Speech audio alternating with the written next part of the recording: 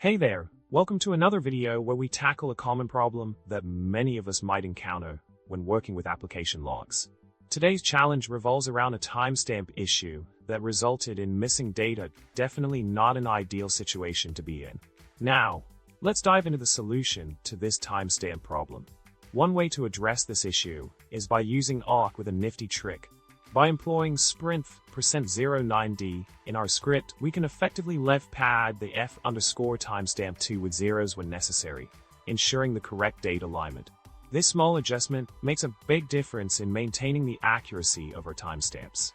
Continuing with the solution, another method involves utilizing a dual input delimiter in AWK. By defining the field separator as both a comma and a space, we can conveniently access the last field, which is already zero padded.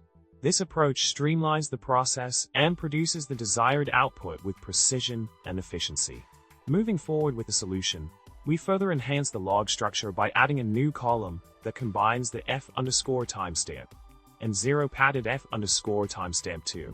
This additional step simplifies the data parsing process and ensures that our timestamps are correctly formatted for seamless integration into our database.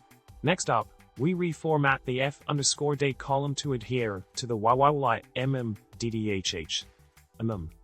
SES timestamp format, which is essential for database compatibility. Using SED, we make targeted edits to the date column, replacing forward slashes with hyphens and adjusting the spacing to achieve the desired timestamp structure.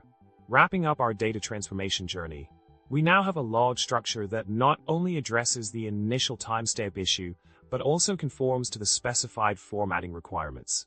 With our timestamps accurately represented and ready for database ingestion, we can proceed with confidence in analyzing and utilizing the log data effectively.